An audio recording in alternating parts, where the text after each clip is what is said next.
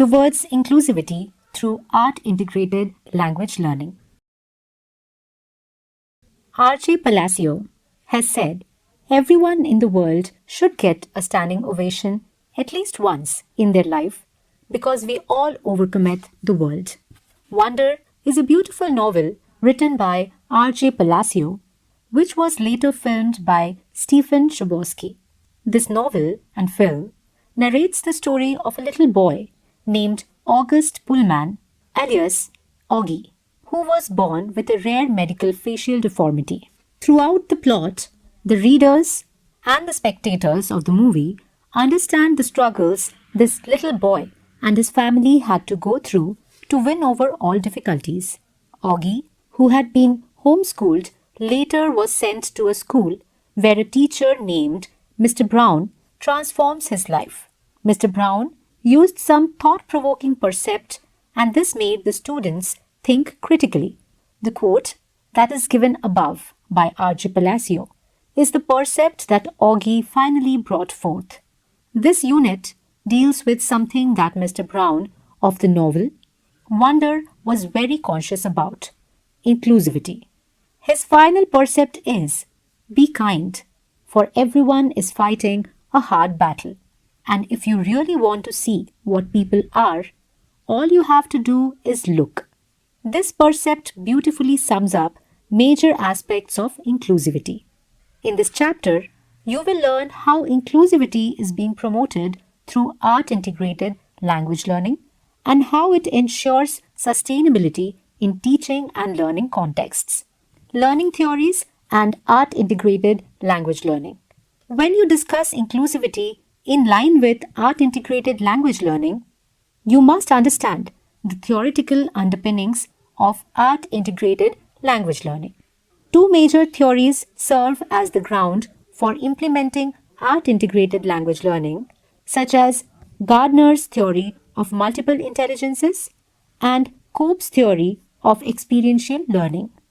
Gardner theorizes that people have multiple types of intelligence, including linguistic, logical mathematical, musical, spatial, bodily kinesthetic, interpersonal, intrapersonal, and naturalist intelligence. He argues that as each student has different talents and weaknesses, teachers or educators must deliver the content in such a way that they address as many different intelligences as possible so that it would assist students in identifying their strengths and weaknesses. Cope's theory of experiential learning proposes that knowledge is created through the transformation of experiences. In other words, he argues that knowledge is a result of an individual making sense of an experience and consciously transforming that experience. This theory illustrates that every individual has particular types of learning tendencies, and they are remarkably dominant at certain stages of experiential learning. To give an example, if you look at your students, you will notice that some of them are good at reflective observation and tangible learning, whereas some others prefer active experimentation and abstract conceptualization. According to Gardner, individuals do not develop simply by existing or growing older. They must undergo certain pivotal experiences that lead to periodic reorganizations of their knowledge and understanding. He further argues that when students are themselves engaged in rich and engaging projects which call upon a variety of modes of representation, or when they have the opportunity to interact and communicate with individuals, are the settings that allow for proper alignment of the various kinds of information by those who demonstrate complementary types of learning. Gardner also believes that as arts provide people with a natural means to act and speak, art forms can unveil important and elusive knowledge about the experiences and subjective life of people. Thus, you can see that the theories that were discussed get integrally connected or linked with art-integrated education. If you must look at the potential of art as a tool to find self-expression. Art as an expression of the self. Art is a medium that assists people to give vent to their creativity, ideas, and sometimes pent up frustrations. As it is mentioned in the second unit, the notion of carnivalesque is very significant. Art enables people to express themselves. Sometimes people use it as a medium to voice their feelings such as happiness, agony, frustrations, sadness, hopes, etc. Art is sometimes used as a medium to mark someone's protest or objection towards social injustices. Art functions at different levels. Inclusivity and arts in language classrooms. Let us begin the discussion with a parable from the Bible. Read the following story that Jesus tells his disciples. The parable of the vineyard workers. A landowner goes out early in the morning and hires men, agreeing to pay them the daily rate, a silver coin for a day's work. He hires them at various times throughout the day, 9 a.m., 12 p.m., 3 p.m., and 5 p.m., and promises all of the workers a fair wage. When the end of the day came, the landowner said to his manager to pay the workers, starting with those who had been hired last. Those who began working at 5 p.m. were given the daily rate, 1 silver coin. When it came to those who had been hired first, that is early in the morning, they thought that they were going to receive more. When they too were given the standard daily wage, they began to grumble. They were angry because they had done a lot more work than those who had started later in the day. The landowner did not listen to their complaints and reminded them that they had agreed to the daily rate of pay when they were hired. He said, "Am I not allowed to do what I choose with what belongs to me? Or are you envious because I am generous?" The landowner then says, "The last will be first and the first will be last." The last will be first and the first will be last is a philosophical statement that asserts the importance of equity. It is not for equality that a society should strive towards, but for equity, which ensures that everybody is treated equally, but at the same time with an empathetic concern towards enabling them to be capable of achieving or accessing the provision of equality. Inclusivity in the educational context is usually connected with providing equal opportunities for disabled students.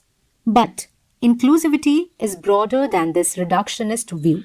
Society is greatly varied in terms of the provisions based on culture, language, economics, caste, class, and other similar societal aspects.